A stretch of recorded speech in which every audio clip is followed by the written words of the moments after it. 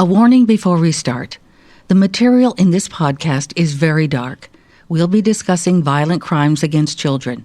We'll try to be restrained where we can, but to tell this story, we sometimes have to be pretty graphic. Ready?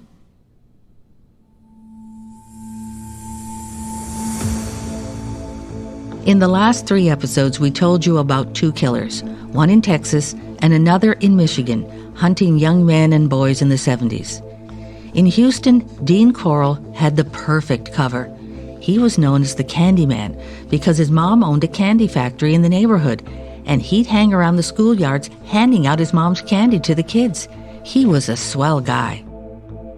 Then as Corll got older, the candy turned to beer and grass and parties, and he used 2 teens in the neighborhood to bring the boys to his place, his lair, where he cruelly tortured, raped, and then murdered, and then buried their bodies in a boat shed or beneath the sands of the Gulf Coast. Everyone trusted the Candyman. In the suburbs of Detroit, the killer picked up kids in broad daylight. In each of the 4 abductions, the kids willingly got into the cars. So was it a policeman? Someone they knew? Someone they trusted? Then we learned that whoever killed those kids in Michigan was connected to a pedophile ring. And one of the main players was a very rich bachelor named Francis Sheldon. Now, Sheldon used his riches to set up a boys' summer camp on an island in Lake Michigan, North Fox Island. But it was fake. It was the original pedophile island.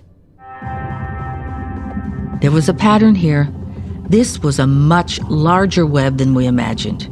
We started to follow the thread, and it led us to some other trusted institutions, one that everyone thought represented everything noble. They poisoned that as well. From ID, this is The Clown and the Candyman. I'm Jacqueline Bynon. Remember Michael Farquhar from our last episode? Michael was the young teen who was the assistant in his neighbor's magic act and ended up being abused by loads of men after the magic show was over. Then he was abused by Francis Sheldon, the wealthy bachelor who set up the phony summer camp on North Fox Island in Lake Michigan. Michael became such a valuable recruit, he went down to Tennessee with Sheldon to explore the possibilities of setting up yet another boys' camp. It reminded me of a bus down there, of a boys' farm that was anything but pastoral. That led us to look at how it was exposed, and it opened up a whole other can of worms inside one of America's most trusted institutions. For more than 110 years, the Boy Scouts of America promised to teach youngsters good manners, useful skills, and a sense of right and wrong. And for generations of men, the key to their identity as good citizens was the Boy Scouts. That was the wholesome image the organization projected, and we believed it. Then in 2010, a judge ordered the organization to make public their internal lists of men accused of preying on boys. The perversion files is how they were known within the Scout headquarters. 10 years later, deluged with thousands of men filing lawsuits saying they were molested by their scoutmasters or other leaders decades ago, the Boy Scouts of America filed for bankruptcy protection. As we investigated pedophile rings in Chicago in the 70s, we followed the trail to New Orleans and the 2 retired detectives who uncovered the first major public Boy Scout scandal in America. And that was in 1976. After the Candyman and before the Clown. In the 70s, before digital photographs, it was all on film. You took your holiday snaps or your graduation shots to a lab for developing. One company, Photomat, made it very easy. They set up small kiosks in parking lots of grocery stores and strip malls, and you drove through, dropped off your film. That film was sent to a processing facility and returned to the kiosk for you to pick up within the week.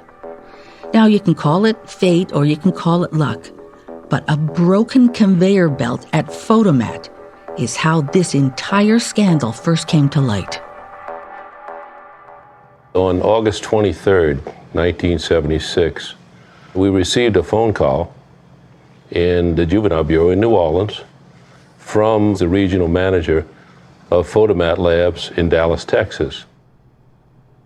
This is Frank Wicks speaking. He was a detective in the juvenile division with the New Orleans PD at the time. And he said, look, the conveyor belt broke down in our lab. I happened to go out to see what was wrong with the conveyor belt. And on the conveyor belt was a series of photographs that had two adult males having sex with a young boy. And he said, I traced this, where the film had come from. It came from a Harry Kramer in New Orleans. And that's how the case began. Gus Stansbury was Frank's partner at New Orleans PD. We were responsible for handling any major offense, either against a juvenile or committed by a juvenile. So here they are, with only a name and a set of photographs. We looked at the photos for several days, and there was no identifying information other than the name, no address. The phone number was invalid, disconnected. While we were looking, the lieutenant, he happened to walk by, and he said, there's a Boy's Life magazine on the coffee table. You can only get those if you're a Boy Scout troop leader or member. So why don't you check out the Boy Scouts? So we headed immediately over to the Boy Scout office. And they completely stonewalled us. They came out with, I think, one piece of paper and said, this is all we have. There were only two things on that piece of paper: the name of the troop, Troop 137, and that the troop had recently been disbanded. They were hoping to get a list of the boys belonging to the troop, but the scouts claimed no such list existed. But they do learn the troop held its meetings in a local New Orleans church, and that's where they started looking. You must have talked to some of the victims, some of the kids, some of the boys. Oh, of course. Of course. We located, many, many victims.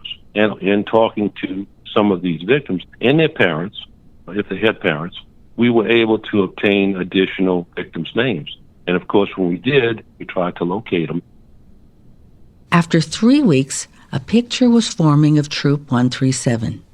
Name after name revealed by the boys they interviewed all pointed to one ugly truth. Some of the troop leaders in Troop 137, these guys were pedophiles. Didn't the kids say anything? There were previous reports before we conducted our investigation of victims, of boys who had been in Boy Scout Troop 137. The parents, they didn't know what to do with it, so they reported to Dick Halverson, the head leader, who was a pedophile, and he says, oh, no, it's really not true. More on Richard Halverson in a minute, but he was the head troop master and recruiter, and because he was a pedophile, those complaints didn't go anywhere. It was like reporting it to the fox in the hen house. Yeah, okay, I'll take care of it. And nothing ever happens. And we were amazed. We were, shocked. And it wasn't only these people. It was numerous other people that were involved. After weeks,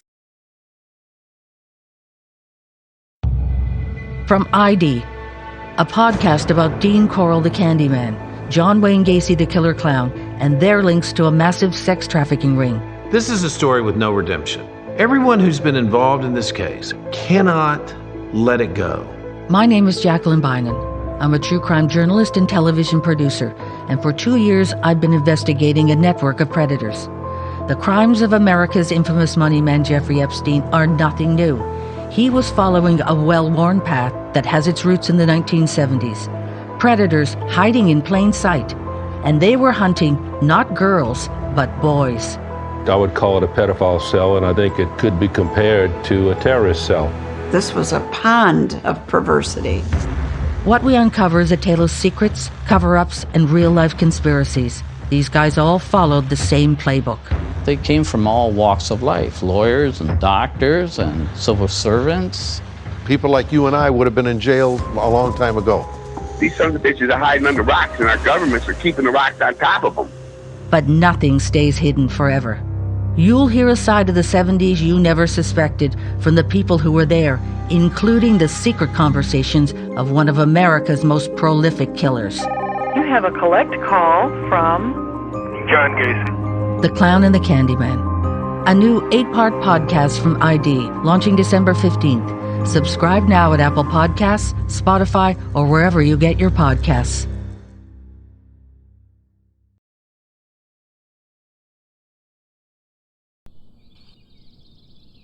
When I grew up, if you went to baseball practice, your mom or dad didn't have to sit there in the bleachers the whole time.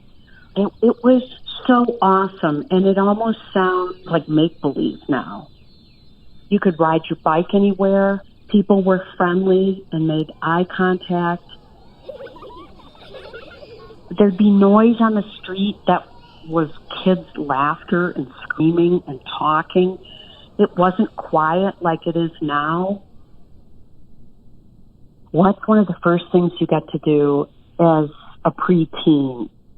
You get to walk to the drugstore and buy something. And we all did it, and then you couldn't. It changed life as we knew it. That was Kathy King and her father, Barry. Kathy's younger brother, Tim King, was abducted, molested, and murdered in Birmingham, Michigan in 1977 when he was 11 years old. From ID, this is The Clown and the Candyman, an 8-part podcast about 2 pedophiles and murderers from the 1970s and the tangled web they wove. I'm Jacqueline Bynan.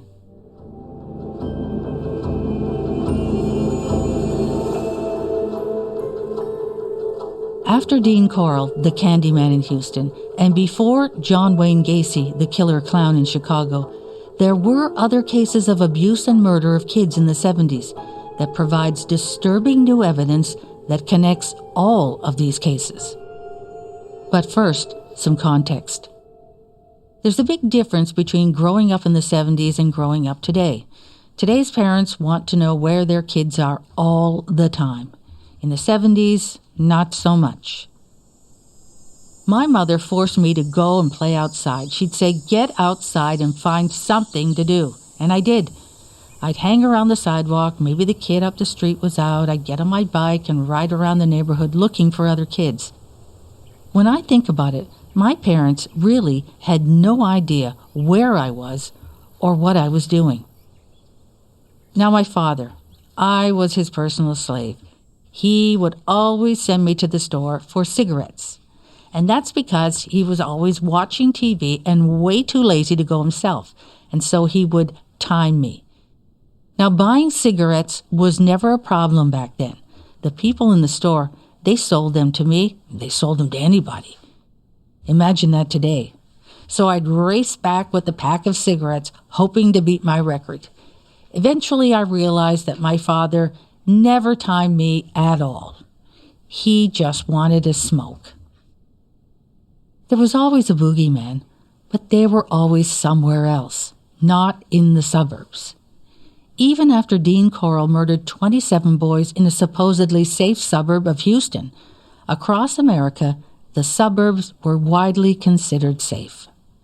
But the story I'm about to tell you changed that. This case ushered in the era of stranger danger and changed the way we raised our kids. In 2017, I began working on a documentary for ID called Children of the Snow. The series looked at a cold case from the late 70s. 4 kids from 4 different suburbs of Detroit snatched off the street. They were held for days, sexually abused and smothered, and then dumped in the snow. For 43 years, someone has gotten away with the murder of those 4 kids. The case is still unsolved. Well, sort of.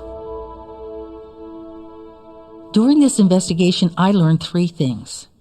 There's always something lurking beneath the surface of everyday life. Money and power can make a lot of things go away, and there's always more to a story than you hear in the news.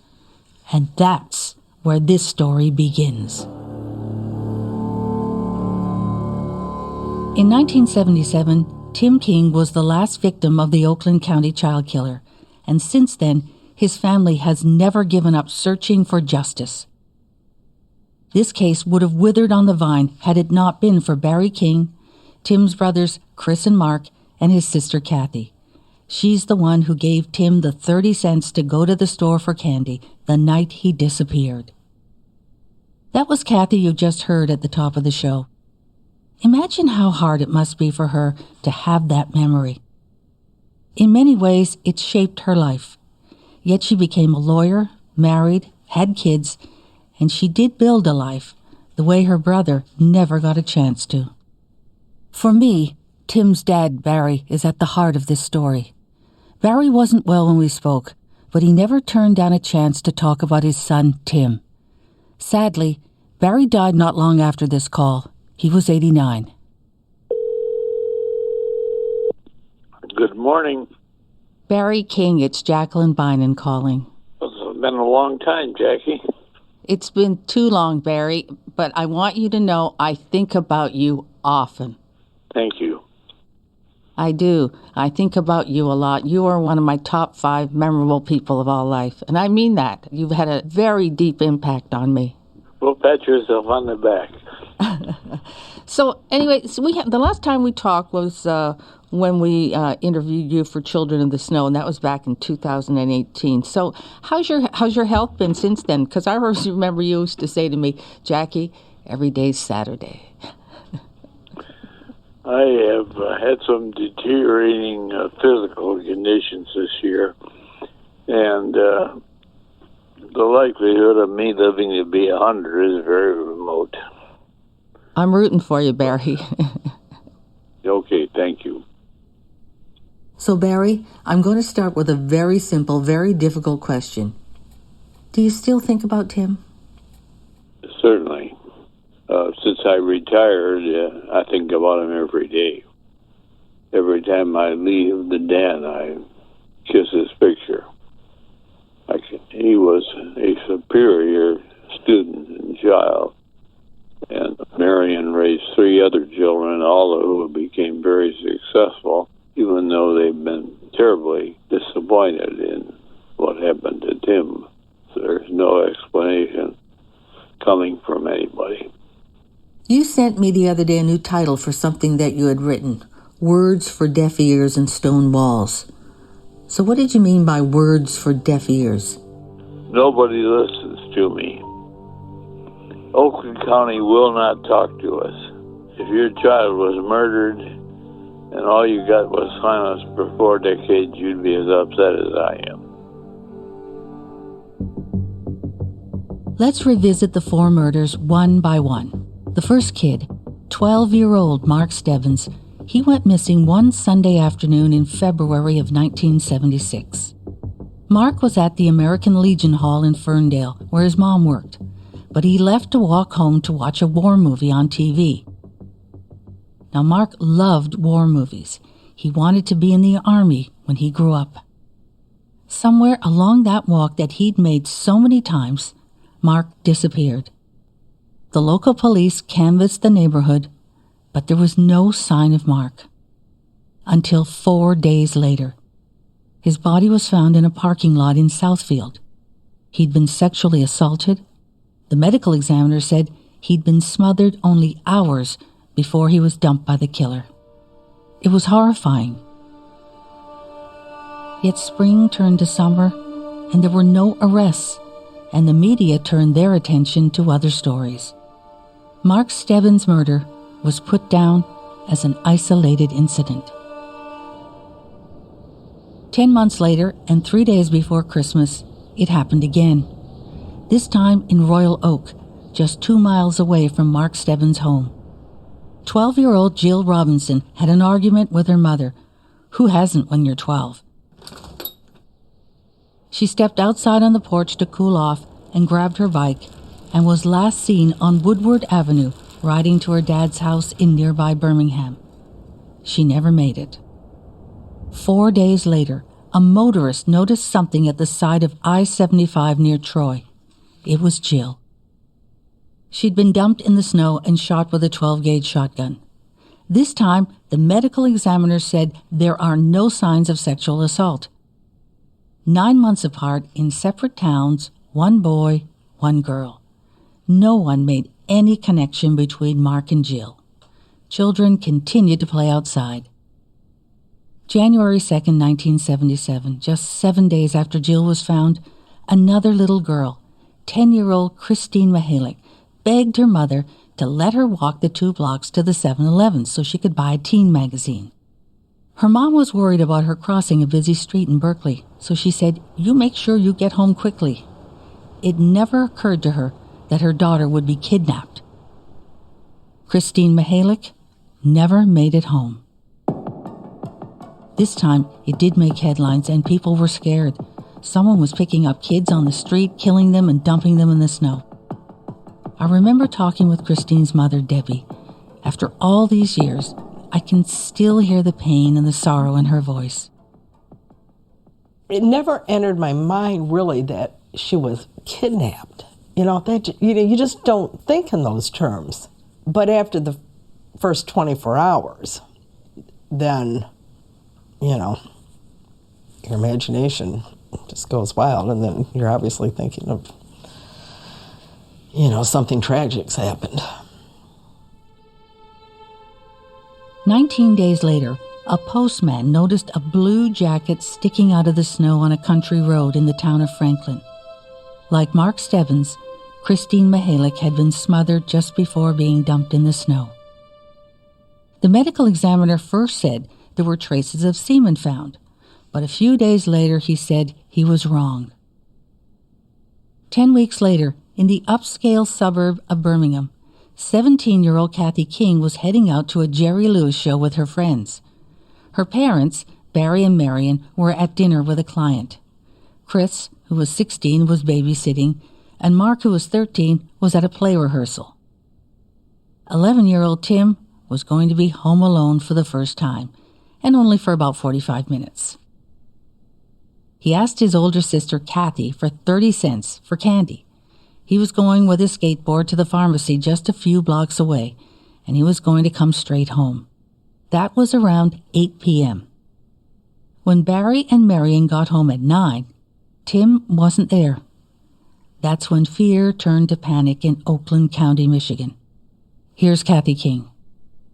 I think the level was at, full-blown terror. Parks emptied. Kids who played outside were now inside. Every parent warned their kids, beware of strangers. Oakland County mobilized and formed a huge task force. At the time, it was the largest manhunt in history. And now, the Oakland County child killer was national news. The police stopped cars. They canvassed neighborhoods. They set up a tip line. Maybe this time they could find Tim alive. Barry and Marion even went on TV begging the kidnapper to let Tim go. Well, I want to say hi to Tim. We love you, Tim. God bless you. Stay tough. If you miss the Little League tryouts tomorrow, Mr. Ryder said you can try out next week. Say your prayers and we're with you, buddy. 6 days later, 2 motorists in Livonia, another Detroit suburb, spotted Tim's body in the ditch. His orange skateboard dumped beside him in the snow. Tips flooded in from the public, 18,000 in fact. Everyone wanted to help. The task force, 200 cops strong, investigated for a year and a half. What was strange was that after Tim was killed, the abductions stopped. No more kids were taken. And if the police knew why, they weren't telling the public. Finally, in December 1978, the task force shut down. No more money, they said. Not one arrest, no suspects, and if there were, no one knew about it. How did that happen? That's what a lot of people were asking. And here's a coincidence for you. The task force shut down the same month, December 1978, that a 15-year-old boy named Robert Peast was reported missing in Des Plaines, Illinois, 300 miles away. Robert Peast was the last known victim of John Wayne Gacy. But that's for a different episode. The blood on their hands of every victim Jeffrey Epstein and his cadre of perpetrators molested over the next 12 years. And they should be included as two of the many perpetrators in the Epstein child trafficking network. In addition to the two victims, 3 additional witnesses were called. The first witness was Joe Ricari, an investigator for the Palm Beach Police Department. Gregory Parkinson, he was an investigator for the state attorney's office. And Jensen Ross was also an investigator for the state's attorney's office. This is a condensation of page 9, and it's from Joe Ricari. And he essentially says, when the underage victim was being delivered to Epstein, she was instructed to say that she was 18 years old. And then Bella Lavick calls one of the Epstein victims. And this is an exchange from page 12. Victim: I was still 14. Bella Lavick: so you were just short of 15. Victim: Bella Lavick: all right, where do you live? And this is from page 15. This is the victim. And she was like, what are you doing tomorrow? And I said, nothing. And then she was like, oh, well, do you want to make $200? And I was like, yeah, sure. And this is from the victim on page 17. I was going to have to tell the lady, like, make up a lie about my whole life, that I'm graduating from redacted high school. And this is an exchange on page 27 from the victim and Bella Lavick. Victim: on the floor, there was just like a vibrator. It looked like a vibrator. Bella Lavick: what did it look like? Victim: it was like purple. And here's a condensation of pages 38, 39, and 40. The victim tells a friend how she made $300. And her friend starts gossiping about it, which leads to an altercation. The victim ends up in the principal's office. Her stepmother is phoned and she drives to the school. The victim is then asked where she got the $300. And this is the victim's response to Bella Lavick. I said I was doing drugs and I was dealing them. I didn't want to tell them what happened. So she was so ashamed about being an Epstein victim that she was willing to say that she was a drug dealer instead of a victim of molestation by Jeffrey Epstein. And before the victim took the stand, she was given a questionnaire. And this is Bella Lavick questioning her about the questionnaire. And this is on page 41. Bella Lavick: okay, so you've had a problem with drugs though, haven't you? Victim: I did, not a problem. I experimented. Bella Lavick: did your parents actually send you away to a rehabilitation center because of it? Victim: to a family help center. Prior to the 16-year-old taking the stand, she was given a questionnaire. And Bella Lavick grills her on pages 44 and 45 about her answers to the questionnaire. Bella Lavick: so you said yes to drinking and smoking pot. Victim: yeah. Bella Lavick: do you shoplift? Do you recall what you put for that? Victim: I did. Bella Lavick: what? You did shoplift? Victim: yeah, like a couple of times. And the victim put that she made $250,000 on her MySpace page. And Bella Lavick wasn't going to let that go. Bella Lavick says, you reported income of $250,000. And the victim says, as a joke. On pages 47, we have grand jurors starting to ask questions to the victim. And this is what one of the grand jurors has to say. Do you have any idea deep down inside of you that what you're doing was wrong? And the victim says, yeah, I did. And the grand juror says, and you're well aware that what you're doing to your own reputation. And the victim says, yes, I do. And on page 48, Belle Lavick says, are you aware that you committed a crime? I guess it was a crime for her to be molested by Jeffrey Epstein when she was 14 years old. And the victim says, I guess it's prostitution or something like that. The victim is then excused from the grand jury, and Detective Rick Harry is called again. Rick Harry might have an idea that this grand jury is being hijacked because he mentions a number of additional victims that can be called by the grand jury. On page 53, he mentions a third underage victim. On page 55, he mentions a fourth underage victim. On page 57, Rick Harry mentions a fifth underage victim. On page 58, Detective Rick Harry mentions Sarah Kellen, who is one of Epstein's primary henchwomen. And maybe he's thinking that he could plant that seed in a grand juror's mind that Sarah Kellen should be called to testify. He then discusses a 16-year-old victim who describes Kellen, and Epstein tells the victim he will pay her to bring girls to him. On page 59, Rick Harry recounts his notes on that victim, and she's told the younger, the better. And she brought a 23-year-old to Epstein, and the 23-year-old was turned away. On page 60, the underage victim talks about recruiting 6 underage victims.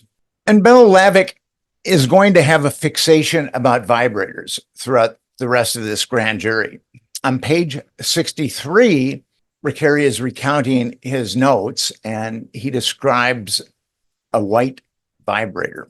On page 65, Rick Harry testifies about another victim who had been to Epstein's many times. On page 69, Rick Harry talks about that victim having threesomes with Epstein and Nadia Marcinkova.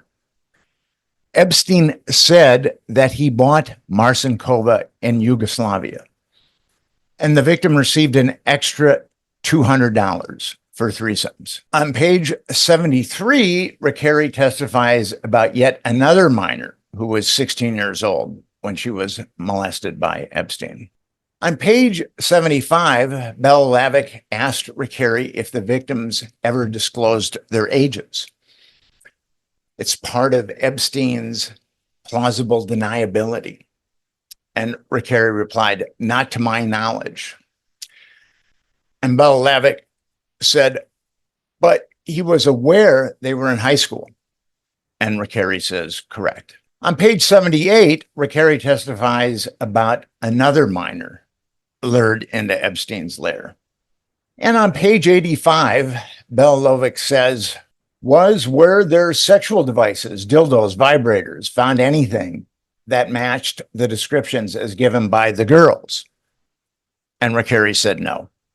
And on page 87, a grand juror asks Rick Harry, it seemed like Epstein had multiple sources to have access to some of these young girls. So the grand jurors know that Epstein has access to multiple young girls. And on page 88, a grand juror says, do any of these girls provide those types of services for money or anything else? Essentially what he's saying, are these young girls prostitutes? Do they prostitute themselves out to other people other than Jeffrey Epstein? And Rick Harry says no. On page 93, Rick Harry discusses one of Epstein's victims. who completely wanted to disengage from being molested by him. But Sarah Kellen and Epstein continue to call her nonetheless, and she has to change her cell phone number. On page 95, we have a grand juror question. Then after he got some of the cell phone numbers, did he make his own appointments? Did he still pay redacted? The grand juror is wondering if Epstein then bypassed one of these victims, so perhaps he could save money by not giving them $200. And Ricari says, and eventually they did cut out redacted and would contact these girls directly. Here's a grand juror asking a question. So redacted claimed that to make it clear to Epstein that for 2 years she was going to high school, he knew that. And Ricari said, he knew that based on the sending of flowers to her high school for her high school play that she was in. And then on page 100, Ricari testifies basically about some of these victims getting Stockholm syndrome because they're, as the Palm Beach Police Department are investigating this case, they are leaking information to Jeffrey Epstein. Bella Lavick now calls Gregory Parkinson to the stand. He worked for the Palm Beach Police Department for 34 years, and then he became an investigator for the state attorney's office in 2000.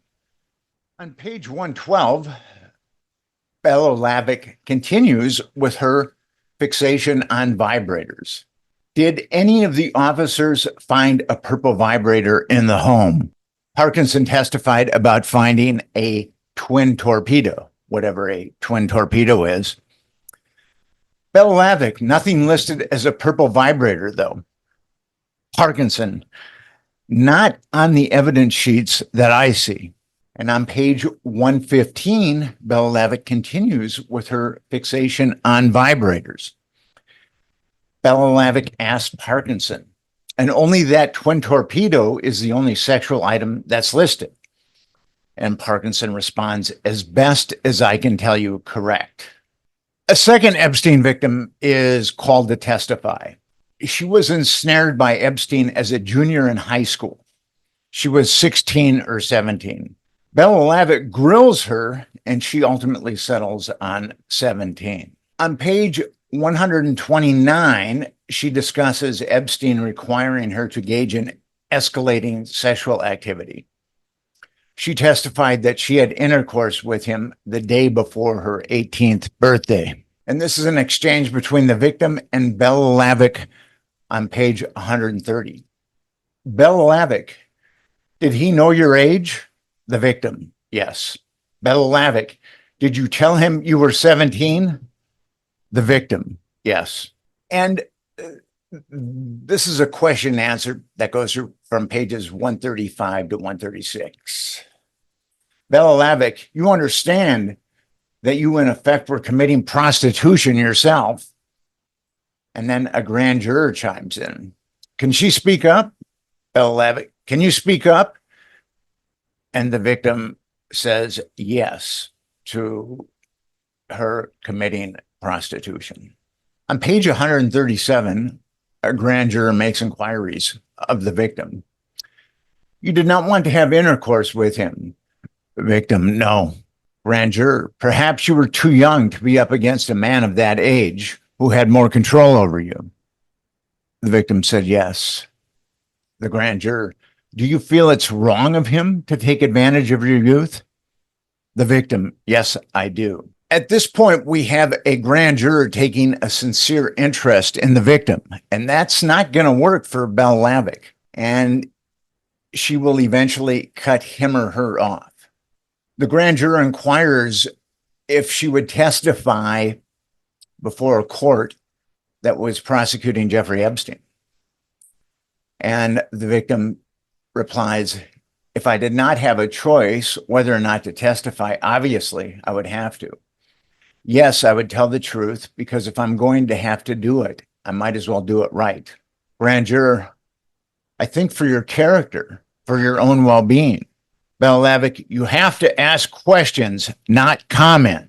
The grand juror, to testify would be the right thing to do and the legal thing to do.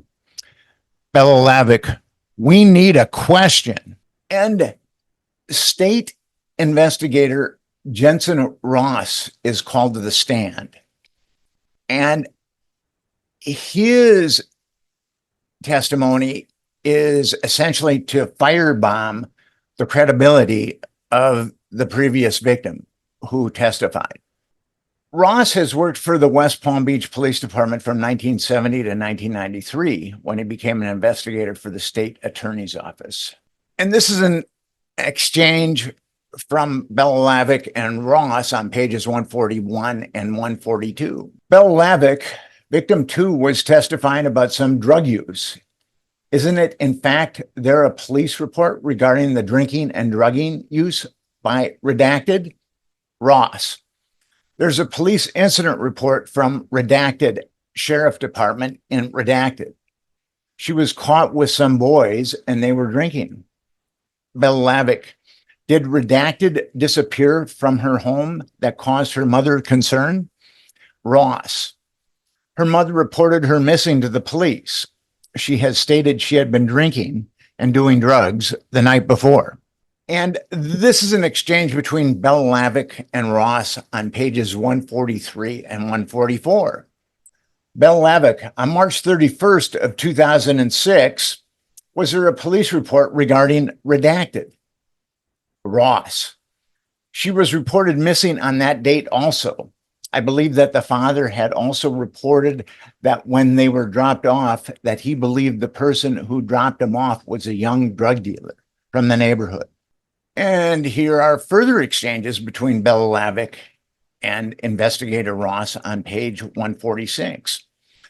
Belolavich, does her website also include pictures of her skimpy attire, drinking alcohol, and sexually provocative photos?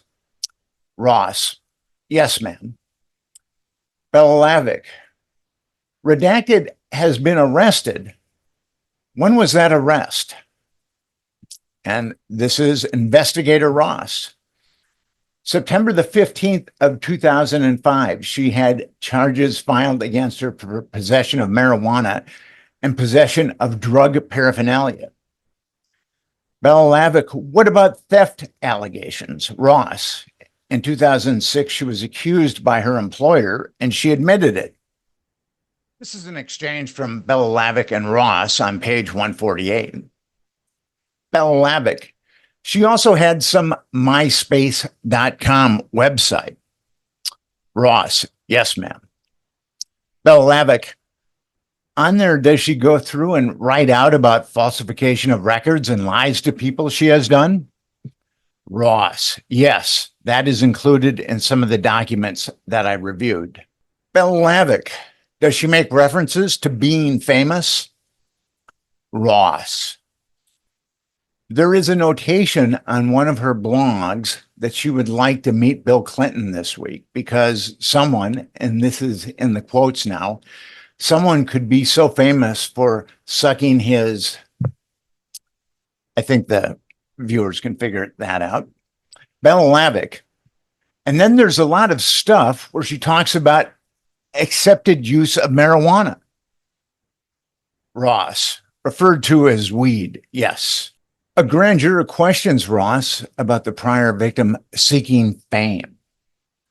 That's often used against victims that come forward against powerful people. We saw it in the Franklin scandal, that they are just doing it for fame and fortune. On page 153, Belolavich says, has redacted been to a facility for drug use? And does it say that redacted has been using, as told by the father, using narcotics since the age of 14? And investigator Ross says, yes. The 2006 Florida grand jury report. Epstein was charged with one count of adult solicitation of prostitution. He wasn't charged with a single count of child abuse. Lana Belolavich had undermined the victim, who had been 14 when she was molested by Epstein, because the purple vibrator the victim described 2 years earlier hadn't been collected by law enforcement. The tandem of Belalavik and Jensen Ross also deconstructed the credibility of the second victim. Both victims were minors, and an adult prostitute hadn't even been called to testify before the grand jury. So the charge of adult solicitation of prostitution is utterly nonsensical and malevolent. Lana Belalavik's phone number and email are publicly accessible on the website of the Florida Bar. If viewers or listeners want to dive deeper into this very dark wormhole, 2 of the victim interviews that were conducted by the Palm Beach Police Department will follow this slide. Appreciate you coming down. Not a problem. I was all the way out there, driving all around. Sorry about that. No, it's all right. It's all right. Do you have identification with you? Yes.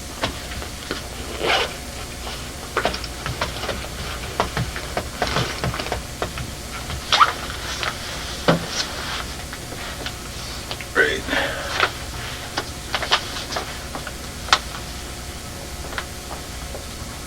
Okay, the reason why I asked you to come down so you can talk to me is I'm working a case on which I believe you may have some information. Okay. Okay? Gentleman's name is Jeff. Okay? Lives in Albrilla. I was actually thinking about it on the way here, and I remember what you were talking about. Okay. Why don't you start from the beginning for me, real quick. Before you do, let me swear you in. Okay. Okay? Raise your right hand. Do you solemnly swear to tell the truth, the whole truth, and nothing but the truth, so help you God? Yes. Okay. Tell me from the beginning how you met this gentleman. Through a friend. Her name was... she told me about this guy. I was short on rent 1 month, and she told me that all I had to do was give him a massage, and he would give me $200. And that's pretty much it. And I thought about it. I was like, I really need the money. I've asked my parents. They can't give me the money. I asked everyone I knew. And I went there with her. I gave him a massage, and it was a weird situation. Okay. Why don't you tell me, let me back you up. When did this happen? Honestly, I really don't remember. It was a few months ago, I know that. When you say a few months ago, you're talking what? July, August, September? Probably around July or August. July, August? Okay. And is who? I just met her through a friend. Her name is... Okay. And that's pretty much all I know about her. Her boyfriend was a roommate of mine for about 3 weeks, and that was it. And I haven't talked to her since. Okay. So she took you for a massage, to give a massage. Okay, have you have any formal massage training? No. No. What else did she tell you what you had to provide? That's it. Just That's all I knew. That's all she told me. Okay. Did you provide the massage with clothing on? All I had was underwear on. She did not tell me that. I was absolutely surprised when I got there. I knew nothing. Okay. Did she tell you that you would have to provide the massage with just underwear? No. She did not. Okay. Why you mean by underwear? What do you mean? Just only with my underwear. Just panties? Yes. Okay. No bra? No. Okay. How old are you now? I'm 20. You're 20. So a couple of months ago, you would have been, what, 19?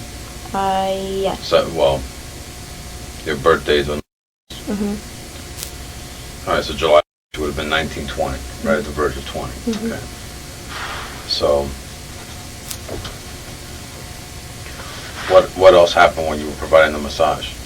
That's just it. He had a towel over his private parts, and he was just laying on a table, and I was just massaging from his knee down for about 45 minutes, and she said all I had to do was give him a massage for an hour.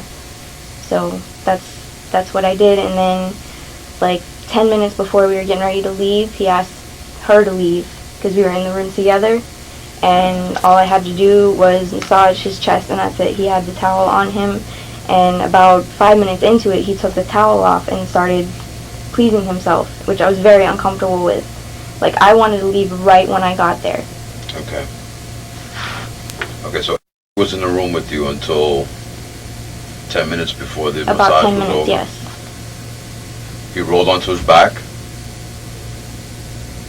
Yes, while we were both doing the massage. Obviously, to massage his chest, you have to get on his back. Yes. Okay. He had the towel still on him? Yes. Okay. You were just in your panties? Yes. Okay. We started rubbing his chest? Yes, and that's it. And then you said he started pleasuring himself? Yes. In what way? I mean, Masturbating. He was masturbating. Okay. Okay. And did anything else happen? I'm sorry, I don't like thinking back on this, so... Okay, first of all, I know this is hard on you, Mm-hmm. okay? I know that you put this behind you. Yeah. A lot of people that I've talked to have, Mm-hmm. okay? Mm-hmm. You're not the only person that he's done this to, Okay. okay?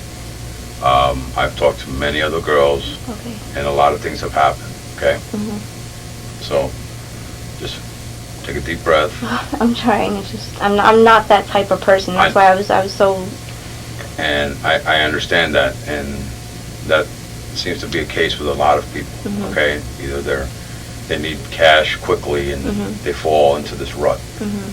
But that's why I'm trying to I understand. look into this. But that's why I need you to be totally honest with I me am and being totally completely truthful. honest with you. Okay. So what else happened?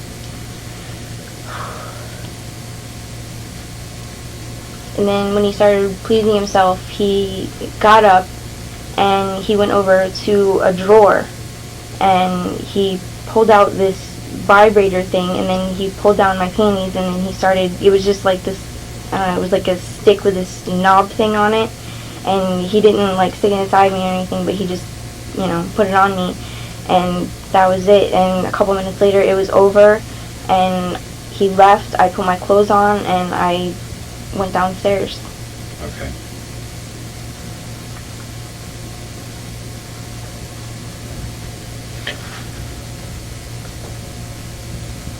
He removed your underwear and placed the vibrator on you, your vaginal area. Okay. At the same time, was he masturbating? Okay. Have to dream of hard evidence, but I've been doing my own research. Because there's one thing when I was supporting Trump in 2016 that I found to be very shady, that almost got me to not support Trump anymore. And that was the lawsuit from a Jane Doe shortly before the election was happening, saying that Trump molested this girl when she was 13 at a party with Epstein. Now, what I found strange about it at the time is, like, any accusation against Trump was getting tons of press coverage. But this one wasn't. And so that made me curious about it. And by the way, one of the affidavits in that lawsuit was a woman who claimed that she recruited the girl and was demanding like some kind of immunity or something, but she claimed that she recruited this girl and was there when Trump and Epstein molested her or took her to them. So I did some more digging on that. These people were represented by. So this is what happened. They did something called catch and kill. So the story of this woman's claims of abuse at Trump and Epstein's hands, was shopped around, and the National Enquirer, which is run by Jews, probably also, they're definitely Zionists, right? They're of the Likud wing of the Jewish community, and the National Enquirer paid these people a lot of money to take the story and then kill it. That's what they call catch and kill. But then this is what's interesting. So Lisa Bloom, I remember this. Lisa Bloom, the famous Jewish feminist lawyer, was representing this client. Then there was a conversation between the head of the National Enquirer and Lisa Bloom. And shortly after that conversation, Lisa Bloom dropped her client. And so my question is, what was the content of this conversation? What is the explanation? Lisa Bloom was saying that she dropped her client because she was receiving credible death threats, the girl, after filing the lawsuit against Trump. She was receiving tons and tons of death threats and intimidation. Okay. And then Lisa Bloom said that for that reason she couldn't go forward with the lawsuit. And they dropped it on their own. And there's no further action taken on something like that. We're just allowed to let people do that, right? In America, you could just do that, right? You just intimidate. Yeah.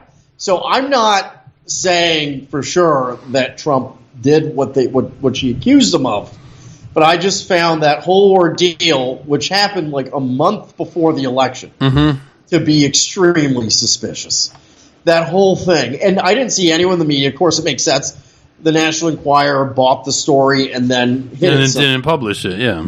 Yeah, and then the people from the National Enquirer operating on behalf of Trump's lawyers. Remember, Michael Cohen was convicted of using campaign money to pay off Stormy Daniels, also through the National Enquirer. So this is like the clearinghouse for all the dirt they had on Trump. They would inform Trump, and then Trump would send his lawyers to pay the National Enquirer people, who would then in turn use that money to pay off these people to shut up. And so that's what happened with the Stormy Daniels lawsuit. The Stormy Daniels thing. So that also happened with this story. And so that is something that I found very suspicious. And if Trump is guilty of, remember, he was saying, oh, Epstein's a great guy. He was saying that for years. Like, he was openly associated with Jeffrey Epstein and thought it was a great thing. He thought it was building him clout. So, long story short, I think there's a lot of smoke there with Trump and Epstein. It's already been established that Trump's golf course his resort in Mar-a-Lago was used to recruit underage girls for Epstein and Ghislaine Maxwell. So there's a lot of smoke there. So if I had to put together a theory, Trump may actually just be blackmailed by Israelis. I would assume so, yeah. I mean, there's really no other conclusion to reach. But based on his sort of really obsequious, I mean, it could be that maybe he just actually likes Israel, but known inside of the what do we call it? It's not an NGO, it's not a company either. Really, it's probably a project, I guess. But you dug out some stuff here in their relation, both to even before Epstein. Lincoln Project was made. Karl Rove and some other insiders knew about John Weaver, at least. And he is not the only one. The other shoe hasn't dropped yet. But yeah, going back, you're right. Before that, they knew what they were doing. They knew, and it wasn't just him. Oh, I hate quoting. It wasn't just him flirting with his possible employees about rim jobs until you quit. It was kids. Exactly. So you had both the casting couch type of harassment plus sending pictures of his cock to 14-year-olds and that kind of thing. Holy shit. It's not even shocking anymore to me. Oh yeah, another one. It does happen all the time. It's true. Yeah, this was the story here that broke it. The Intelligencer, which I guess is a kind of a subsidiary of New York Magazine. The Predator in the Lincoln Project. We read some passages of this. I think it was last Friday or something like that. But yeah, as you said, there's some pretty interesting interesting comments here. He got younger guys. He wanted to get involved, working with them and stuff like that. And of course, they saw it as a political opportunity, working with people like Steve Schmidt and Karl Rove and Rick Wilson and all these lunatics. And in my book, obviously. Yeah, me too. and then they start. Yeah, here's a comment. Would like to put you in touch with some of our folks, Weaver wrote to Johnson in April 23rd, suggesting he'd been interned. 15 minutes later, he added, on your walk, think about worshiping a big cock and having yours worshipped and you rimmed till you bang. It's shit like this. So here's John. Yeah, they're just so you're ready for the internship. Blah blah blah. When's the last time you jerked off? That would just come out of the blue, right? And the fact that some of these talk guys about no self control, right? I know it's amazing, and they even in this environment they didn't think that this would come out. It's pretty amazing, isn't it? I don't think they. Maybe they think they're invincible. That should be amazing, but I don't think they think about that. They've been doing it so long, most of their lives, that they're addicted to it and they can't stop. Like they can't, the zebra can't change its stripes type of thing, because they've been doing this since the 80s at least. And that's a hard habit to break. Some of these guys have been doing it 40 years or so. It's true. It's true. Not Weaver, but like, the Peter Nygaards and stuff, they're like 79 years old. They just, their whole life, they've acted like this. Yeah. And now you can't. And they have, some of them still can, right? Some of them are thrown to the wolves. Again, I think that this is part of the fact that these people are still Republicans and stuff, and they've kind of served their purpose. Again, I'm not quite sure why, but at this point, it was like Trump is out of office now. They got the Biden regime in, and so let's sacrifice these boys. Otherwise, why wasn't it exposed earlier, right? Yeah, well, all was going to happen after the election. Just like with Cuomo, who's in trouble. Very much. The story about Cuomo flooding the nursing homes with COVID victims was out already a year ago, right? Or a long time ago. Yeah. And it's just the plebs are now hearing it from the talking heads on TV or whatever. Oh, did you know about Cuomo? And I often feel like this. Like Hunter's laptop, we knew about that last May. Yeah. And the FBI's known since December 2019. Exactly. I know. And did nothing. No shock, since Christopher Wray and William Barr both profited from Rosemont Syndica. Mm-hmm. And I have a film about all that for anybody who wants to see it. It's real short. It's like 30 minutes, which is very short for me, called Corn Pop's Revenge. All that because Corn Pop was a bad dude. But see, the loyalists, though, there is a common denominator between NXVIM and Epstein and the Lincoln Project / Lincoln Savings and Loans. They like to name things after Lincoln, these people. That is the Lincoln Savings and Loans. Is that just a financial business, or is it a bank? What is that? So you probably heard of the SNL scandal in the 80s. It's a huge thing. The biggest portion of the SNL scandal was Lincoln Savings and Loans assets. Yeah, I've heard. It was under Charles Keaton. There's the Keaton Five. You've heard of the Keaton Five. Mm-hmm. I remember that. Mm-hmm. Some people have no idea what I'm saying, but I've got them. I don't know if you can see that on there, but it was John McCain and Dennis Cassini, Donald Regal, John Glenn, and Alan Cranston. That's Arizona, California, Ohio. They're all Yankees, except for Arizona, which is McCain's base. And basically 5 senators that Charles Keaton bought to help cover up his scandal. It finally popped in 1989. He was convicted of fraud, several different counts. He was a real estate fraud and its huge savings and loans scandal, which is partly responsible from the Federal Reserve raising rates. And he had all these people on fixed rates on loans, and there was a spread in interest rates between what the new federal rate from the Fed that banks could loan from and what was already out. It's all their own tinkering that created this problem. And so what a lot of SNL companies started doing is making some rather risky investments to try and get the capital back that they were missing, and it just kept digging a hole and got worse and worse. $1.1 billion. And this is 1989. So times 9, probably times 10 with that. Right? Yep. $1.1 billion for Keaton. So, but he had John McCain, and these people, it's very similar to Epstein. You've got a lot of financial crimes, pedophilia, occasional murder, right? And it's the same sponsors as Epstein. Looking at that little map, if you look at John McCain, everybody knows Songbird McCain. His father helped cover up the USS Liberty. Yep. He's often my punching bag. I have a calendar out right now. The 25th of every month is John McCain's Still Dead Day because he died August 25th. Which means on Christmas you get a double holiday, and this year you'll get a double holiday because Thanksgiving, I think, is the same day. But anyway, his father-in-law was James Hensley, and James Henley worked for United Liquors, which is Seagram, and that's the Samuel Brofman, now Edgar and Charles Brofman company. And the co-founder with Samuel Brofman was Kemper Marley, and Kemper Marley was just dumping money into John McCain's Arizona race to help him win. And he also had additional help from media in Arizona that I'll just skip that stuff because it'll take forever. But basically, this Marler Hensley money that he married into is why he got the position that he was in.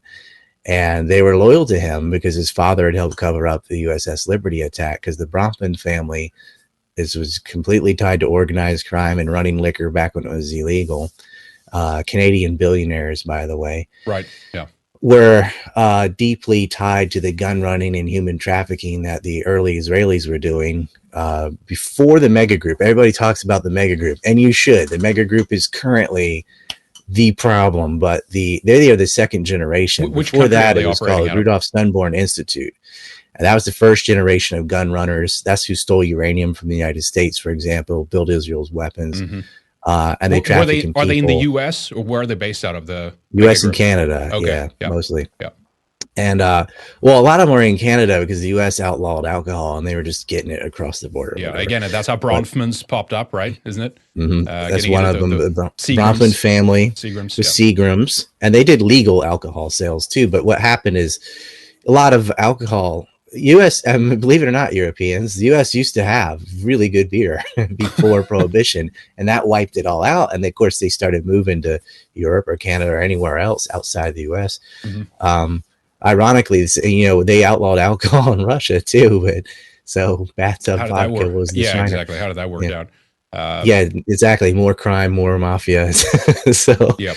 But these families took advantage of this and made a lot of money doing that. And they were running guns and drugs, and they were the distributive arm of narcotics for the CIA, because the opium being sold by like KTM and anti-communist groups in China was something that the U.S. government was going to look away at, because they wanted to finance the anti-communists. And part of the way they did that was through narcotic sales. Well, who's selling to whom? Well, to Americans. And the distributive arm of that sale was Jewish and Italian gangs and mafia gangs mostly.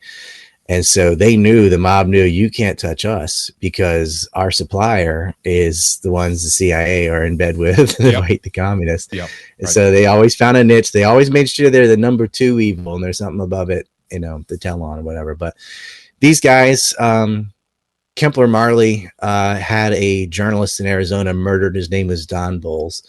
And the guys that did it, two guys, John Adamson and Max Dulip, they killed him with a car bomb, just like Hollywood style, turn the key, kaboom. But got caught, confessed, or at least John Adamson confessed, and said, yeah, we got paid $50,000 from Kempler Marley to take this guy out. And Kempler Marley just bribed his way out of it, the attorney general and stuff. And of course, John McCain, and he was getting money from him. Faith Symington who's also tied to Jewish organized crime. He was the governor of Arizona, and the Keatons, who's bribing senators. They just got told, like, oh, you had bad judgment or whatever. No real punishment. Now, of course, his father-in-law is the manager of Kempler's company, and they pumped in $500,000 to John McCain, and then John McCain took $359,000 and invested it in Charles Keaton's savings and loans scandal. Doubled his money by robbing everyone else, essentially. It's crazy. Yeah. These people, anyway, they make so much money, by the way. It's amazing. Amazing. And it's not some clever, it's just theft. It's not like, oh yeah, you made this sweet deal. Raw crime, right? Yeah, they just get government contracts or whatever. And when journalists like Don Bowles are investigating this, they just kill them. Something they used to do. And so McCain's aide was John Weaver.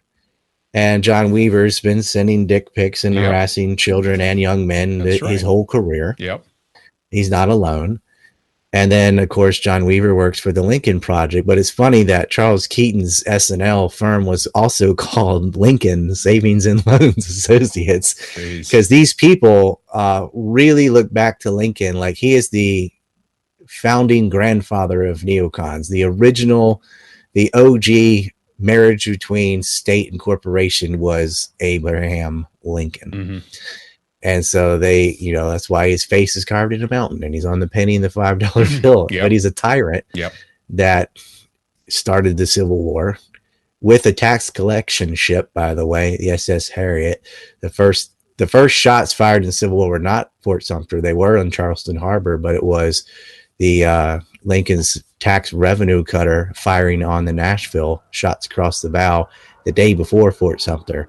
Fort Sumter was where they actually collected the export taxes. So, of course, nowadays they're all like, "Oh yeah, that was in slavery." It didn't even end slavery. No. Anyway, they enslaved the Chinese after the war, and they rejected the 13th Amendment even after the Yankees had won the war. Mm-hmm. It wasn't until after Lincoln was dead and a Southern president, Johnson, got it that they passed the 13th Amendment. Little irony there too, because that President Andrew Johnson from Tennessee is the one that actually ended slavery. Then you got Lyndon Johnson, that was for the civil rights movement. He basically had this favor bank deal system, the Generoso Pope guy. And so he was very deeply enmeshed with the mob. But he also controlled basically the Italian vote, like the Italian immigrant vote in New York City, because he controlled all of the Italian language newspapers. And so Roy Cohn sees that, and from a very young age cultivates all these people with huge media holdings, including some of his best childhood friends, and not just the Generoso Pope Jr. guy that has the National Enquirer. There, Cy Newhouse was one of his best friends growing up that owns the Condé Nast brand. And I think that's Vanity Fair, GQ, the New Yorker, just tons of stuff. And he was also in really close with the people that ran Hearst Publishing, which was really big at the time, and had an insane amount of media connections that he, wielded for political influence over time. But he, Roy Cohn is really a good example of someone that sort of stands in the middle of the world of legitimate business and illegitimate business, meaning organized crime and between this covert world and the world on the surface. And there's a lot of figures in the book that sort of straddle those worlds.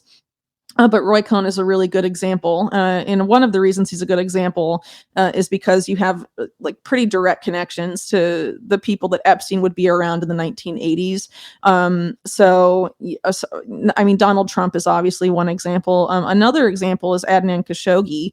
At the same time that Jeffrey Epstein basically took on Adnan Khashoggi as a client in the early 80s, there's two other people that took on Khashoggi as clients that same time frame. One of them is Roy Cohn, and the other one is a guy named Robert Keith Gray, who I talk about in the chapter after Roy Cohn, who's a really key figure too. And he was involved in sex blackmail stuff. And so was his close associate, Edwin Wilson. And there's a lot of their stuff going on back in the sort of the behind the scenes of the Watergate scandal, which is I don't know, the version of that you were taught in school is so superficial compared to what was actually going on. So that took a while to unpack in the book. Sorry, I'm not sorry, because I think it's pretty important that people figure it out. And also because some of the big names from that made their careers in Watergate, the journalist guys like Bob Woodward, it's important to know about what he was doing before he was a Watergate reporter, and why he's a pretty sus dude, and why the Watergate reporting he did was pretty limited hangouty, and there's a lot to be learned from that. Anyway, so after that, I go into the name of the next chapter after the Watergate stuff is called The Private CIA. And it's sort of about how this Edwin Wilson guy, who was a sex blackmailer for the CIA, involved with Robert Keith Gray, and a lot of these other guys, this guy named Ted Shackley, who was a big time CIA guy, involved with drug running, wet works operations, which are assassination squads and stuff. He used to run the CIA station in Miami to train Cuban exiles and stuff. Really sus guy. His CIA nickname is the Blonde Ghost. He basically, during the Carter era, Carter sort of tried to do not exactly what JFK had promised to do. I think a lot of people probably know by now that John F. Kennedy, before he got shot in the head, was like, I'm going to break the CIA into 1,000 pieces and scatter it into the winds and like totally pulverize it and destroy it. Well, big mistake there, John. Anyway, so Carter sort of tried to do that to an extent, but not really for the same, with the same motivation and not the same way. But he did try and change it, which means a lot of people from sort of like the old hands of the agency and that went back to the OSS and stuff, like did not like the changes he was trying to make. He put some guy with a military background in charge of the CIA instead of one of the guys from the old boys club and whatever, and tried to sort of bring some of the rogue covert stuff to heel. And they obviously didn't like that. And so a lot of stuff were put in motion to like totally screw over Carter. Not that he was a good president. His cabinet was full of Trilateral Commission, crazy people, Yevgeny Brzezinski, really unpleasant human beings. So I'm not being a Carter apologist here. I want to make that really clear. But I am just trying to point out that they did a thing he didn't like. And this is also something that happened with Nixon. Like Nixon didn't trust the CIA from the second he was in office and felt like they he couldn't trust them and tried to cut them out of stuff. And it's just interesting. Anyway, so basically what happens with Carter is you have stuff like October Surprise and some of the stuff that's better well known, sort of this private CIA tied with Ted Shackley and all these other people trying to do things to keep him from getting in office. There were some other scandals in the period too that were sort of involved the same group to varying degrees. One of them was Billygate, which involves Billy Carter, Jimmy Carter's brother, in Libya, and a whole bunch of stuff. And you find even like Robert Maxwell's like friends and stuff all really involved with that, especially Roland, or Tiny Roland as he's sometimes called. So anyway, in a lot of the chapter 2, I talk about William Casey, who obviously went to be a CIA director in the 1980s under Reagan, but before then he was a big kahuna guy in the OSS, and then had a career in intelligence afterwards too, and then with Nixon was in charge of the SEC, and a lot of other interesting happenings then, specifically when he went back to private legal practice. And what's pretty interesting too, as I point out in the book, is that he was the lawyer for Bear Stearns, and basically the exact whole period of time that Jeffrey Epstein worked there. Wow. Which is pretty interesting. And Epstein had resigns from Bear Stearns under really suspect circumstances just a couple weeks after Casey becomes CIA director. And it seems possible, as I point out in the book, that Casey, or whoever Casey appointed to oversee his clients, right, his longtime legal clients, had been involved in basically in having giving the advice that Epstein should go, because the guy that hired Epstein by then was CEO of Bear Stearns, Alan Greenberg, who's very involved in a lot of these networks, and because of the proximity, likely worked directly with Casey before Casey was CIA director. But it's a very interesting connection that I don't think has been really explored by a lot of people, given the overlap in timing and the Iran-Contra stuff. What Epstein gets involved with right after Bear Stearns is pretty it's a pretty significant thing.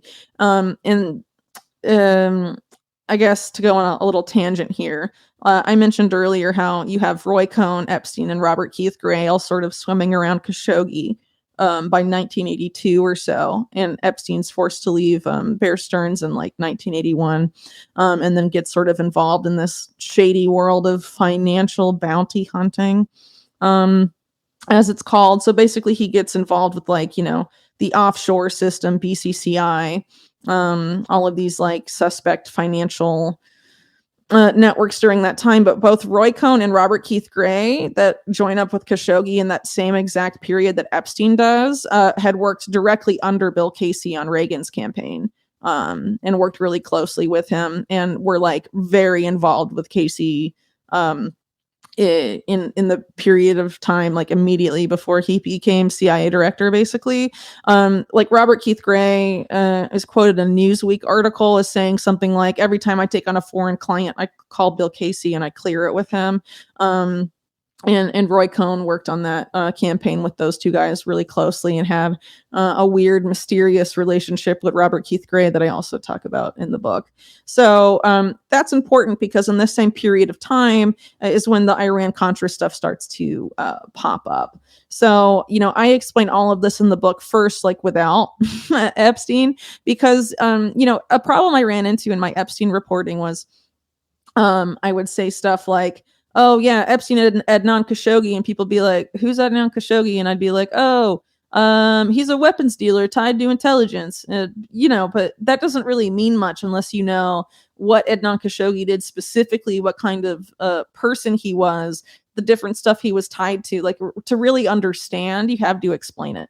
Khashoggi and a lot of the other guys in the same sort of environment basically sex trafficked and had women that they would use to basically, quote unquote, butter up like clients in business and in government. Does that make Epstein sound like an anomaly to you? Not at all, right? Right. And if I just say, oh, weapons guy linked to intelligence, I mean, you miss all of that detail. Also, Adnan Khashoggi was involved with a lot of very suspect real estate deals, suspect stuff with savings and loans stuff in the 1980s, which is also a big part of the book, because basically savings and loans. So this is sort of alluded to in the Bruce Hemmings quote that I read earlier about the enterprise, that they stole a bunch of money from the savings and loans. It was basically a group tied to organized crime and intelligence, this fused group that I sort of chart to its origins.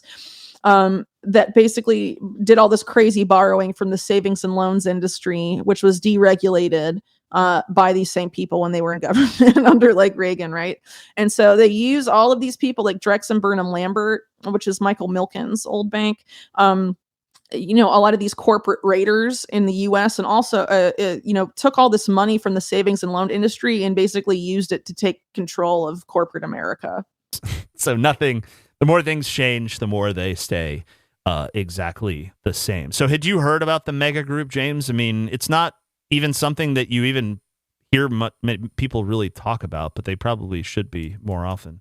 No, and this is the kind of thing that I don't want to risk clout. I don't want to make a large clout outlay here, but I don't think they would start something like this up now in the internet age, right? This is something that I think they would only do in a time when, one, they're very confident about their position in society in the 1980s, and also they're confident that these things are not going to come out, because look, I mean, this is a Jewish conspiracy, and this is Jews getting together and conspiring to advance their agenda. I mean, this is it, man.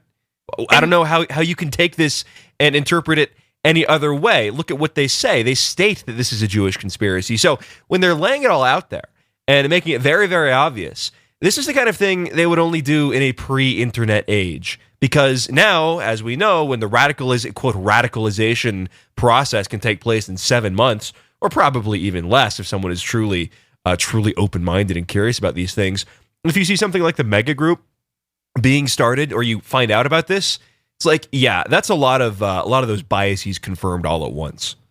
Well, it was, originally formed in secret, and we'll find out here as the story unfolds about how anyone even knows about this. It was actually by accident. It was a screw-up by Mossad agent that we even know what this group is at all, and we'll tell you that story. But yeah, I agree with you that they have this in place now, and they can just issue denials. But now that people have started to figure out what's going on, it's like, yeah, whatever iteration this evolves into is just going to be even more secretive, and who knows what even happened to the person that fucked up and sort of spilled the beans on this. But it was totally, as we'll find out, it was totally unintentional that anyone knew about this at all. Then you'd have to point to, well, who are these people? Because you can look out at, you can see Jewish power all around you. I mean, you can point to it. It's easy to point out. I mean, some of the best memes of 2016 were graphic that went around with all the members of the media, and it's just like very easy. It's very easy to point out, but it's another step altogether when you're trying to say, well, how are these people interacting with each other? What are their relationships? How are they colluding to do what they do? And it's a story again that we've talked about certain aspects of, but when you put all the pieces together, it sort of makes a lot more sense. And so some of the key figures in this group are people like Sam Bronfman, who is created this brand of what I would like to call weaponized Jewish philanthropy. And philanthropy is really a tongue-in-cheek term because what it really means is it's a cover for unscrupulous and illicit dealings that were pioneered by Sam Bronfman, who is the father of Edgar and Chuck Bronfman.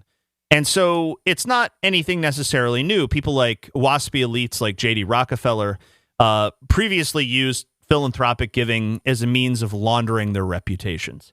Something that Andrew Carnegie did, Henry Clay Frick. If you're familiar with all these people, they did that as well because they had a lot of negative press, like the Homestead Strike and things like that were not good for Andrew Carnegie and Henry Clay Frick. But they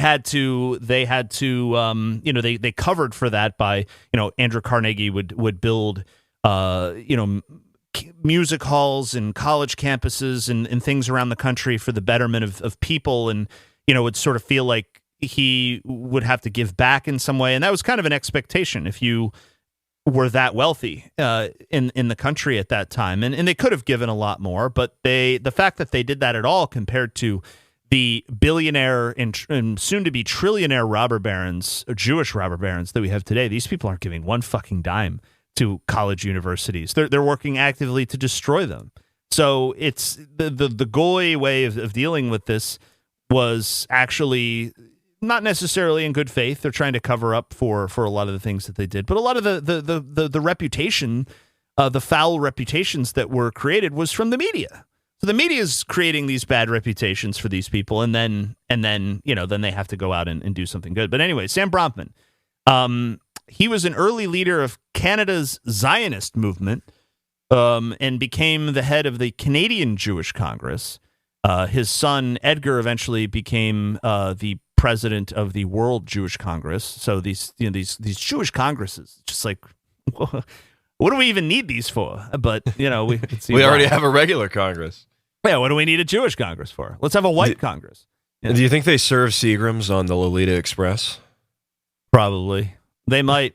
Yeah, they might. Yeah. So, and we touched a little bit on the liquor business with Lou Rosenstiel, who was the mentor for Roy Cohn. And of course, Lou Rosenstiel, the story with that guy was he was told in advance in the 1920s that they were going to be getting rid of prohibition.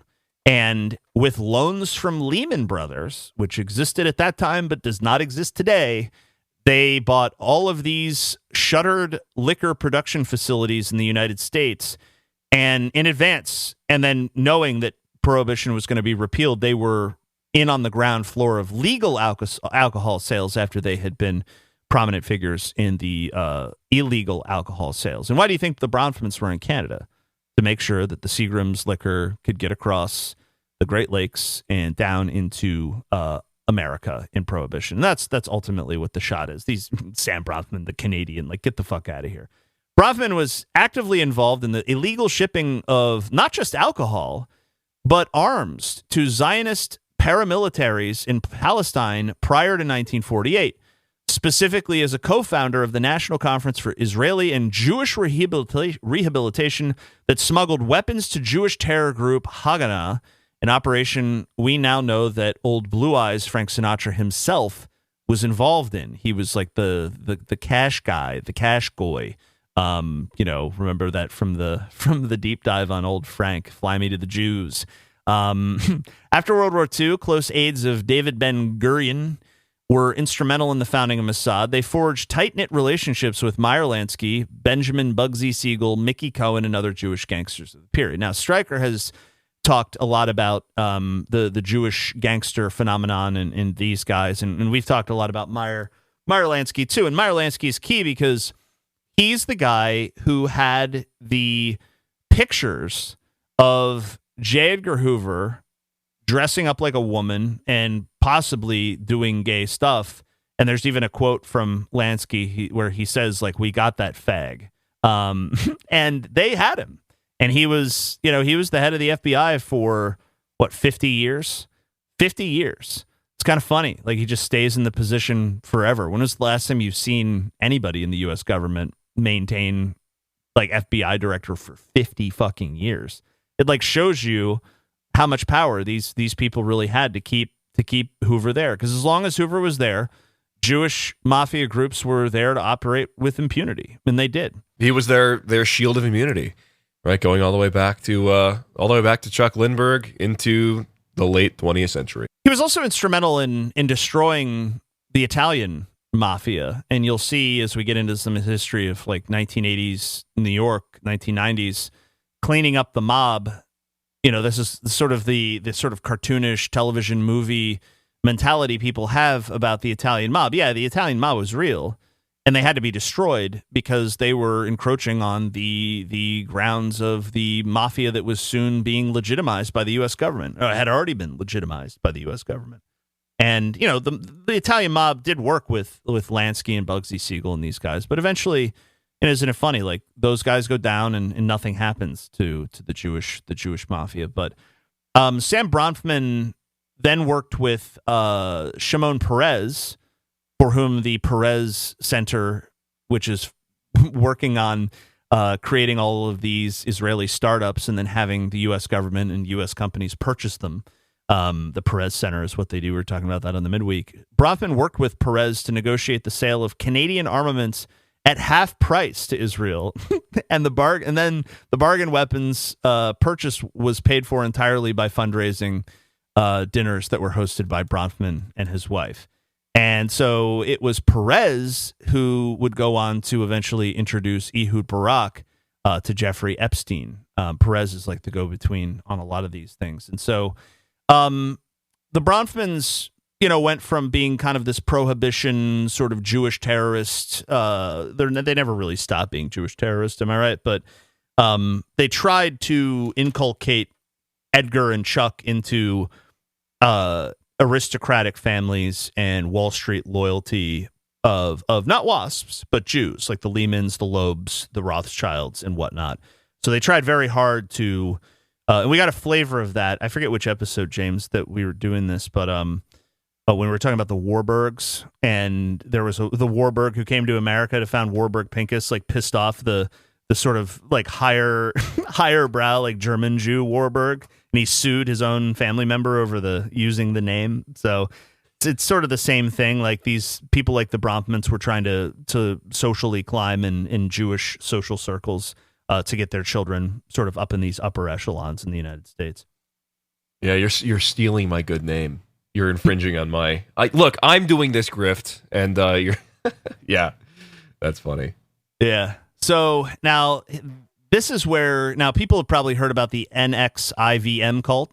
I know Johnny's talked about this. I know that other people have mentioned this as well, and the Bronfmans are connected to this. There was just a recent legal case involving some people who are involved in NXIVM. Is there an easier way to say that? It's really NXVIM, I think it's called. Yeah, and when this came out in the media, this was presented because this was coming out around the same time as Epstein. Isn't that like an antihistamine, Nexium? And this is Nexium. Could be. I don't know. I mean, yeah, it might as well be. But yeah, I think I've heard it pronounced as Nexium. But this was coming out around the same time as the Epstein stuff. And it was funny to see this be seized on because it involved, much like the QAnon conspiracies with, Tom Hanks, Oprah Winfrey, Ellen DeGeneres, to see Nexium, shooting up there in media coverage, and people say, "Oh, look at all these Gentiles and these celebrities, that were doing the sex trafficking thing. This is really scary. Don't pay attention to any of that Epstein stuff, as we're going to find out. They're not that different." Yeah, just ignore all of it. Now, see, this is where some of the other components, because Jewish domination, Jewish supremacy, the way that these people, when you see people losing their financial bank accounts, when you see this complete and total shutdown of any, really just white people generally. And you see it happen so quickly. And you sort of get the sense that, well, something must be going on behind the scenes, and certainly something is. And they've set up all of these components as means of control: the sexual blackmail operation, the NGOs and organizations that specifically hunt and go after white people for opposing them. Bronfman was a key figure in not only working with the ADL; he was an honorary vice chairman of the ADL for a long time. He was among an inner circle group called the National Committee that really ran the ADL. And he was also a guy who went out to try to help victims of the Holocaust and their heirs in acquiring compensation, including Swiss banks. And this raised Bronfman's international profile in the 1980s and 90s. He also went after Austrian President Kurt Waldheim. And I have a whole section on Kurt, so we'll save that for later. But Bronfman wasn't the only Jew member of the mega group who specifically went out and gay-opped Waldheim. We'll talk about that in a little bit. But this Edgar Bronfman's a real piece of shit. And in fact, he made sure that the ADL gave Mo Dalitz an award, the Torch of Liberty, for deep appreciation of the gangsters' financial assistance. And so you can see one of the main reasons why these people like Meyer Lansky and Bugsy Siegel and Mo Dalitz and all these guys, they weren't going out and doing the organized crime, surely to enrich themselves somewhat, but what a lot of people know is that Meyer Lansky died poor. He had very little money to his name. A lot of these guys did not die with a lot of money, and it wasn't because the government took it away or because they behave like, people just like spending, making it rain $100 bills. Is because most of the money was given to setting up the system that they are all now benefiting from today. It was about setting up the ADL. It was about setting up the Holocaust narrative. It was about setting up the sex blackmail operation. That's where all that money went. That was the purpose of the organized crime. The organized crime was about enriching the Jewish community to dominate Gentiles. That's what that was about. And that's a totally different sort of flavor that you get when you watch like a Martin Scorsese or any mob movie, right? It's about that's not there's no storyline about any of that at all in any of those movies. And if they frame it in any way, it's just about living large and living beyond your means and living that gangster life. But that's not what these guys were really doing. It was about procuring weapons for Israel. It was about procuring support for Israel and the U.S. government.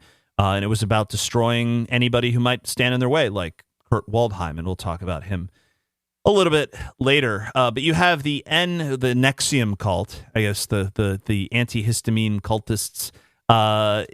In 2003, a Forbes magazine article reported that Bronfman took a course from NXVIM endorsing it, but had since grown troubled due to the emotional and financial investment his daughters Claire and Sarah were giving to Renier's group, remarking that Claire had loaned NXVIM $2 million, though she denied this. Bronfman, quoted, was saying, "I think it's a cult." You think so? In 2018, Renier, then daughter Claire, and her longtime mentor, President Nancy Salzman, among others, were arrested on federal charges in connection with NXVIM in September 2018. Sarah was named the defendant in a class action lawsuit. After that, Edgar distanced himself from the cult. Renier used his influence over his daughters to convince them that their father was conspiring against NXVIM. Oh, my God. This is just a fucking mess for Bronfman, huh? I mean, I don't even know what to make of this whole thing because I haven't really looked into the NXVIM stuff that much. But when you hear about it in the press, like it's linked to this guy, I guess is the key takeaway from all this. His daughters are integral in running the operation. Yeah, it was a very odd thing. And this guy, Rainier, there wasn't much known about him and his background. But yeah, it was a very odd, very odd thing. And anyways, and figuring out that, she was a Bronfman, that, they were actually involved in operating this thing. Normally you would think maybe they would keep some distance from this, but no, there they were doing day-to-day operations with it. Yeah, I think they needed. I mean, the Epstein model is much better for them. Epstein is expendable, and to be honest, like I've put this out there before, and I personally don't think that Epstein committed suicide. Like I don't think that guy's dead. I mean, we've pointed out in numerous deep dives that there have been other Jews who have been involved in sort of these similar sort of situations that have faked their own deaths and are probably alive at this point. And I wouldn't put it past people like Bill Barr and, you know, everything going on with this, that, you know, the idea that I mean, it's possible that he's dead. Maybe he was killed in prison. I don't know. But I won't rule out the possibility that this guy is dead, or is not dead, and that he is somehow not in prison and somehow continuing to do whatever he's doing. But whether he's dead or alive is not really that important, and getting focused like too much on that really doesn't make a whole lot of sense. But there is a connection to Palantir with the Bronfmans, and it's kind of an interesting one. So this is in a deep dive that you had done the research for, James. This is a guy named Alex Karp, who Peter Thiel himself picked to lead Palantir in 2004. But in 2003, Alex Karp was working for the Institute for Jewish Community and Research in San Francisco, conducting studies to determine where wealthy Jews were giving their money. And this is kind of funny. Like, why would they be doing this analysis? The report by the Institute found that $5.3 billion from major Jewish philanthropists dispersed. 22% went. Oh wait, let's see. 22% of the $23 billion in big ticket giving overall went. Only $318 million went to Jewish institutions. So the purpose of this group is to sort of minimize how much of their money is actually going to Jewish institutions. But Alex Karp is saying, well, one problem could be structural. The Jewish institutions are not designed to capture high-end donations. Well, why aren't they designed to capture high-end donations, right? Like, what? I mean, wouldn't you know how much money is coming in? Like when George Carfunkel donates, you know, how many hundreds of millions of dollars to himself? There's no way of measuring how much money is coming and going, I guess. Right. And that was part of the problem. And that was what they were trying to codify into numbers and figure out, is how to steer these large Jewish donations back into the community, right? And how to keep that money within their community and within their network. And that's part of the problem that, from his perspective, that he was trying to solve, was to minimize the amount of money that was making it outside of their network. Well, but I also think there's a problem with the numbers here. I mean, because every time you go look at the individual donors, you see that most of their giving is to Jewish groups.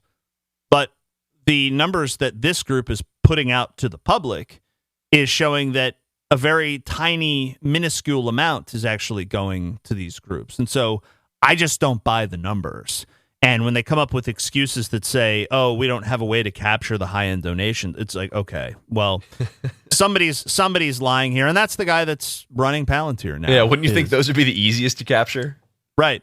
But when you think of it in terms of the flow of money behind the scenes and what's done on the books and what's not done on the books, it's kind of like, oh, well, that's actually what's going on. But then you have Chuck Bronfman, who is the elected chairman of the United Jewish Communities. Now, I think this is an organization that people have talked about before, but just in case you've never heard of it, this is a $4 billion cash cow that subsumes 189 Jewish Federation contributors and 400 Jewish communities in North America.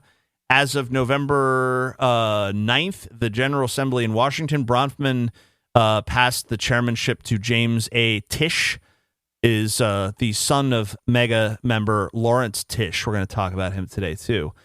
Chuck Bronfman is also the chairman of Claridge Israel, which took over Bank Hapolim when the Israeli government privatized it. The deal was brokered by Ted Arison, an Israeli who in the United States built the Carnival Cruise Line into a billion-dollar business. Arison got his financing to start Carnival from Meshulam Riklis, one of the junk bond manipulator of Michael Milken's major clients. Now, some people, is Michael Milken the guy that they did Wall Street after? Because I thought it was a different Jew that they did Gordon Gekko after.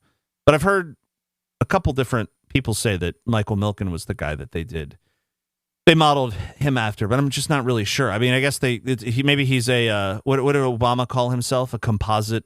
He's a composite character. Like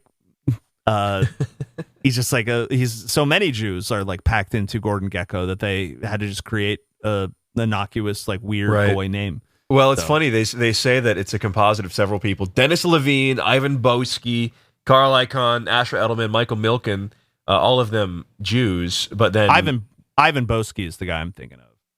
Yeah, but then it's like, okay, so you have 6 Jewish inspirations for this, and then you give the character a very Goyish name. Yeah. What's going on here? So Chuck Bronfman and Michael Steinhardt, so this is another thing that the mega group does. They co-founded Taglit Birthright, which is the program that provides free educational travel to Israel for young Jewish adults to get them excited about joining the IDF, get them excited about being Jews, get them excited about Jewish supremacy and supporting Israel, and yada, yada, yada, yada. Bronfman is one of the principal donors for Taglit Israel. And since 1999, the program has sent more than 700,000 young Jews from around the world on a 10-day free trip to Israel. And so, yeah, like, I'm sure this is something people have heard, like, as they come through the red pill, and it's like, oh, yeah, you know, if you're a Jew, you can go to Israel for free for 10 days. Well, yeah, these are the people that make it possible. And just imagine if there was a philanthropic organ. This is before Epstein even took over the house. So it sort of indicates that Wexner is probably, you know, somewhat involved in doing a lot of the same things that Epstein was without Epstein, even in the picture.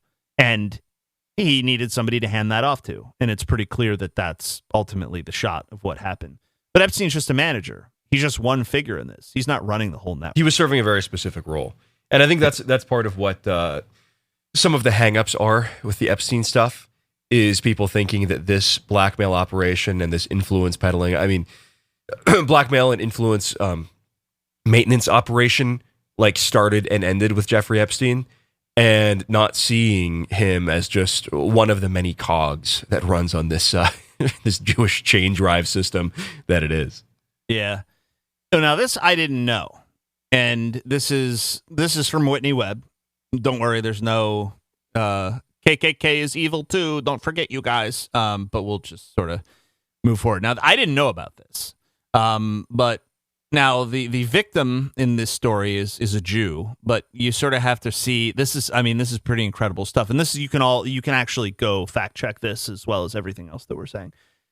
But apparently in 1985, there was a lawyer in Columbus, Ohio, of course, the hub of operations for Les Wexner, apparently was shot point blank in the forehead in a mob-style murder. Now, of course, you know, the 80s, there was a lot of this kind of stuff going on. You know, you got the John Gotti Jr. and being shot out in front of Sparks Steakhouse and blah, blah, blah, blah, blah. But this homicide still remains unsolved. Even today, they have no idea who killed this guy. And the Columbus police chief at the time, James Jackson, ordered the destruction of key documents of his department's investigations into the murder. Big think. Jackson's ordering of the document destruction came to light years later in 1996 when he was under investigation for corruption of his own. According to the Columbus Dispatch, Jackson justified the destruction of one viable and valuable report because he felt that it was so filled with wild speculation about prominent business leaders that it was potentially libelous. So he just destroyed it, run it through the shredder, right? Though Jackson's efforts were meant to keep the libelous report from public view, it was eventually obtained by Bob Fritrakis, an attorney, journalist, and executive director for the Columbus Institute of Contemporary Journalism, after he was accidentally sent a copy of the report in 1998 as part of a public records request. So that's kind of funny. This guy just, submits mundane requests for public records and accidentally gets this report that he thought was destroyed. And so the report was entitled Shapiro Homicide Investigation, Analysis and Hypothesis, and it named Les Wexner as linked with, quote, associates reputed to be organized crime figures, and also lists the names of businessman Jack Kessler, former Columbus City Council president, and Wexner associate Jerry Hammond, And former Columbus City Council member Les Wright is also involved in Shapiro's murder. The report also noted that Shapiro's law firm, and this is where you get to like, well, why this guy? Like, why this Jew? Of Schwartz, Shapiro, Kelm, and Warren represented Wexner's company, The Limited, and states that prior to his death, Arthur Shapiro managed his account for the law firm. It is also noted at the time of his death that Shapiro was the subject of an investigation by the IRS because he had failed to file income tax returns for some 7 years prior to his death and had invested in some questionable tax shelters. It is also stated that his death prevented Shapiro from his planned testimony at a grand jury hearing about these questionable tax shelters. So, yeah, I mean, I guess they just roll up and shoot the guy in the forehead. I mean, this is Jew-on-Jew crime, so I don't have a lot of deep, heartfelt emotions about this, but the fact that Buttgoy Police Chief James Jackson destroyed key documents in the case and then gets popped for corruption 11 years later, I mean, tells you kind of everything you really need to know about the cops. And I mean, there are probably some of us who think, oh man, if you go back to the 1980s, the cops were probably a lot cooler, a lot whiter. It's like, no, they were just as deep in it with Jews as they are today. And probably you could extrapolate the relationship that Jackson had with the Wexners at this time out to today and imagine the type of relationship cops have with the mega group. And it's not directly with the mega group. I think people get it. But when the ADL, they're sending these fucking cops to Israel to do training, and then the ADL is coming in to train I mean, it's like, come on, guy. Like, filled with drugs, so Combs could have his quote-unquote drug of choice whenever he wanted. Jones also alleges that Combs ordered his staff to recruit sex workers for parties and that some of his staff were responsible for supplying him with illicit drugs. Jones accused Combs of using threats, force, fraud, and coercion to usher minors into commercial sex acts, and of pressuring Jones to hire prostitutes for him in Miami, where sex work is illegal. The producer also said that Combs set him up to be assaulted by Cuba Gooding Jr. and accused the actor of touching, groping, and fondling him on a yacht rented by Holmes. Here's an excerpt from Jones v. Combs. According to Mr. Jones, Mr. Combs did not check the identification of any of these underage girls. According to Mr. Jones, the presence of these underage women made him very uncomfortable. He attempted to leave, and Mr. Combs forced him to stay. And there was a shooting at Combs' chalet studio. An argument broke out in the recording studio between a rapper identified as Only G and Combs' son, Justin. The argument spilled into an adjacent bathroom, and the door was closed. Jones states he was approximately 2 feet away from the bathroom when multiple gunshots rang out. When the door opened, Jones then lifted G and brought him to the ambulance at the front of the studio. Combs gave strict instructions to inform the police that he had nothing to do with the shooting. He also forced Mr. Jones to lie to the police by telling them that G was shot standing outside the studio by a drive-by assailant. And Mr. Jones took some pictures of the bloodied bathroom. And this is from a CBS affiliate, KCAL. It's an article. And they're going along with the official story as created by P. Diddy. At the location, they found a man had been shot after stepping outside the studio. This is another excerpt from Jones' lawsuit, and perhaps it's an intimation of blackmail. First, Mr. Jones talks about Christian Combs drugging and sexually assaulting a woman, but then Mr. Combs detailing how he planned to leverage his relationship with Bishop T.D. Jakes to soften the impact on his public image of Cassie Ventura's lawsuit. And who is T.D. Jakes? Jakes is a pastor at a megachurch in Dallas. He is also a media mogul. Jakes was a producer for Miracles from Heaven and also a producer and actor in Angela Bassett's Jumping the Broom. He has a real estate empire outside of Texas, T.D. Jakes Real Estate Ventures. And in April of 2023, he announced a 10-year partnership with Wells Fargo that could result, quote, in up to $1 billion in capital and financing for underserved communities. Kareem Mohammed is the head of P. Diddy's security.